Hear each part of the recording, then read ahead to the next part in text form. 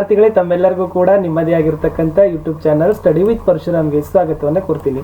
ಕಲಿಕಾ ಚೇತರಿಕೆಯಲ್ಲಿ ಇವತ್ತು 8ನೇ ತರಗತಿಯ ವಿಜ್ಞಾನದಲ್ಲಿ 13ನೇ ಪಾಠ ವಿದ್ಯುತ್ ಪ್ರವಾಹದ ರಾಸಾಯನಿಕ ಪರಿಣಾಮಗಳು ಅಂತಕ್ಕಂಥ ಪಾಠದಲ್ಲಿ 2ನೇ ಕಲಿಕಾ ಹಾಳೆಯ ಉತ್ತರಗಳನ್ನು ಈ ವಿಡಿಯೋದಲ್ಲಿ ತಂದಿದ್ದೀನಿ. ಇದಕ್ಕಿಂತ ಮೊದಲಿನ ವಿಡಿಯೋವನ್ನು ನೋಡದಿದ್ರೆ ವಿಡಿಯೋದ ಡಿಸ್ಕ್ರಿಪ್ಷನ್ ಬಾಕ್ಸ್ನಲ್ಲಿ 8ನೇ ತರಗತಿ ವಿಜ್ಞಾನ ಕಲಿಕಾ ಹಾಳೆಗಳ ಉತ್ತರಗಳು ಅನ್ನೋ ಪ್ಲೇಲಿಸ್ಟ್ ಲಿಂಕ್ ಅನ್ನು ಒತ್ತಿದ್ರೆ ಹಿಂದಿನ ಎಲ್ಲಾ ಕಲಿಕಾ ಹಾಳೆಗಳ ಉತ್ತರ ನೋಡಬಹುದು. ನಮ್ಮ ಯೂಟ್ಯೂಬ್ ಚಾನಲ್ನಲ್ಲಿ ತಮಗೆ 8ನೇ ತರಗತಿಯ ಹಿಂದಿ ಮತ್ತು ಸಮಾಜ ವಿಜ್ಞಾನ ಎಲ್ಲ ಕಲಿಕಾ ಹಾಳೆಗಳ ಉತ್ತರಗಳನ್ನು ಹಾಕಿದ್ದೀವಿ. ಒಂದು ಸಾರಿ ವಿಡಿಯೋದ ಡಿಸ್ಕ್ರಿಪ್ಷನ್ ಬಾಕ್ಸ್ನಲ್ಲಿ ಪ್ಲೇಲಿಸ್ಟ್ ಲಿಂಕ್ ಇದೆ, ಹೋಗಿ ನೋಡಿ. ವಿಡಿಯೋಗಳನ್ನು ಲೈಕ್, ಶೇರ್ ಹಾಗೂ ಸಬ್ಸ್ಕ್ರೈಬ್ ಮಾಡಲು ಮರೆಯದಿರಿ.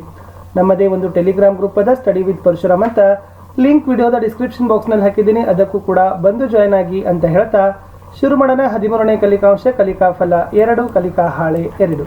ಚಟುವಟಿಕೆ 1, ನೀರಿನ ವಿದ್ಯುತ್ ವಿಭಜನೆ. ಈ ಕೆಳಗಿನ ಚಿತ್ರದಲ್ಲಿ ತೋರಿಸಿದಂತೆ ಉಪಕರಣಗಳನ್ನು ಬಳಸಿಕೊಂಡು ಪ್ರಯೋಗಗಳನ್ನು ಕೈಗೊಳ್ಳಿ. ಬೀಕರ, ಪೇಪರ್ ಲೋಟದಲ್ಲಿ 100 ml ನೀರು, 3/4 ನೀರು, 2 ಪ್ರನಾಳದ ತುಂಬ ನೀರು, 1 ಬ್ಯಾಟರಿಯ ಮೇಲೆ 2 ಪ್ರನಾಳದಲ್ಲಿ ತೆಗೆದುಕೊಂಡ ನೀರನ್ನು ಬೋರ್ವೆಲ್ ಆಗಿ ಹಾಕಿ ನೀರು ಚೆಲ್ಲದಂತೆ ಈ ಥರ ತಾವೇನು ಮಾಡಬೇಕು, ಪ್ರಯೋಗಕ್ಕೆ ಸಿದ್ಧತೆಗಳನ್ನು ಮಾಡ್ಕೊಳ್ಬೇಕು. ಪ್ರಶ್ನೆ 1 ಇತ್ತು, ವಿದ್ಯುತ್ ಚಕ್ರಗಳ ಮೇಲೆ ಗಾಳಿ ಗುಳ್ಳೆಗಳು ಬಿಡುಗಡೆಯಾಗುವುದನ್ನು ಗಮನಿಸುವಿರಾ ಅಂತ ಇದೆ. ಉತ್ತರ ಹೌದು, ಗಮನಿಸಿದ್ದೇನೆ. ವಿದ್ಯುತ್ ಚಕ್ರಗಳ ಮೇಲೆ ಗಾಳಿಯ ಗುಳ್ಳೆಗಳು ಬಿಡುಗಡೆ ಆಗ್ತವೆ. ಮುಂದಿನ ಪ್ರಶ್ನೆ, ನೀರಿನ ಬಣ್ಣದಲ್ಲಿ ಬದಲಾವಣೆಯಾಯಿತೆ? ಹೌದು, ನೀರಿನ ಬಣ್ಣದಲ್ಲಿ ಬದಲಾವಣೆಯಾಯಿತು. ಮುಂದಿನ ಪ್ರಶ್ನೆ ಇತ್ತು, 2 ಪ್ರನಾಳದಲ್ಲಿ ನೀರಿನ ಮಟ್ಟದಲ್ಲಿ ಕಡಿಮೆಯಾಗಿದೆಯೇ ಏಕೆ ಅಂತ ಕೇಳಿದ್ದಾರೆ. ಪ್ರನಾಳದಲ್ಲಿ ನೀರಿನ ಮಟ್ಟ ಕಡಿಮೆಯಾಗ್ತದೆ ಏಕೆಂದರೆ ನೀರು ವಿಭಜನೆ ಹೊಂದಿ ಹೈಡ್ರೋಜನ್ ಮತ್ತು ಆಕ್ಸಿಜನ್ ಅನಿಲವಾಗಿ ಬಿಡುಗಡೆ ಆಗ್ತದೆ. ಮುಂದಿನ ಪ್ರಶ್ನೆ, 2 ಪ್ರನಾಳದಲ್ಲಿ ನೀರಿನ ಮಟ್ಟದಲ್ಲಿ ವ್ಯತ್ಯಾಸಕ್ಕೆ ಕಾರಣವೇನು?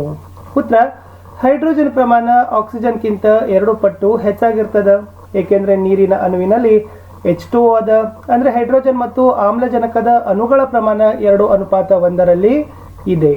ಮುಂದಿನ ಪ್ರಶ್ನೆ, ನೀರಿನ ವಿದ್ಯುತ್ ವಿಭಜನೆ ರಾಸಾಯನಿಕ ಬದಲಾವಣೆಗೆ ಉದಾಹರಣೆಯೇ ಹೇಗೆ?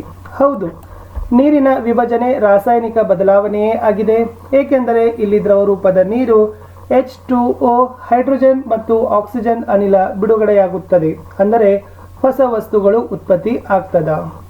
ಮುಂದಿನ ಪ್ರಶ್ನೆ, ನೀರು ವಿಭಜನೆಗೊಂಡಾಗ ಬಿಡುಗಡೆಯಾದ ಧಾತುಗಳು ಯಾವುವು, ಹೇಗೆ ಪರೀಕ್ಷಿಸುವಿರಿ? ನೀರು ವಿಭಜನೆಗೊಂಡಾಗ ಕ್ಯಾಥೋಡ್ ಬಳಿ ಜಲಜನಕ, ಆನೋಡ್ ಬಳಿ ಆಮ್ಲಜನಕ ಬಿಡುಗಡೆ ಆಗ್ತದ. ಇದನ್ನು ಉರಿತಕ್ಕಂಥ ಮೇಣದ ಬತ್ತಿ ಜಲಜನಕದ ಬಳಿ ತಂದಾಗ ಪಾಪ್ ಶಬ್ದ ಉಂಟು ಮಾಡ್ತದ ಮತ್ತು ಆಮ್ಲಜನಕದ ಬಳಿ ತಂದಾಗ ಮೇಣದ ಜ್ವಾಲೆ ಪ್ರಜ್ವಲವಾಗಿ ಉಂಟಾಗ್ತದ. ಈ ಪ್ರಯೋಗದ ಮೂಲಕ ನಾವು ಅದನ್ನು ಏನು ಮಾಡಬಹುದು, ಪರೀಕ್ಷಿಸಬಹುದು ಅಂತ ಈ ಕಲಿಕಾ ಹಾಳೆಯಲ್ಲಿ ಇತ್ತು. ಸೊ ಇಷ್ಟೇ ಇತ್ತು ವಿದ್ಯಾರ್ಥಿಗಳೇ. 13ನೇ ಕಲಿಕಾಂಶದ 2ನೇ ಕಲಿಕಾ ಹಾಳೆಯಲ್ಲಿ ಒಂದು ಪ್ರಯೋಗ ಮಾಡಿ ಪ್ರಯೋಗದ ತೀರ್ಮಾನ ಮತ್ತು ಗಮನಿಸಿದ ಅಂಶಗಳ ಮೇಲೆ ಉತ್ತರಗಳನ್ನು ಬರೀತಕ್ಕಂಥದ್ದಿತ್ತು. ಸೊ ಮುಂದಿನ ಕಲಿಕಾ ಹಾಳೆಯನ್ನು ನಿರೀಕ್ಷೆ ಮಾಡಿ. ವಿಡಿಯೋಗೊಂದು ಲೈಕ್, ಶೇರ್ ಹಾಗೂ ಸಬ್ಸ್ಕ್ರೈಬ್ ಮಾಡಿ.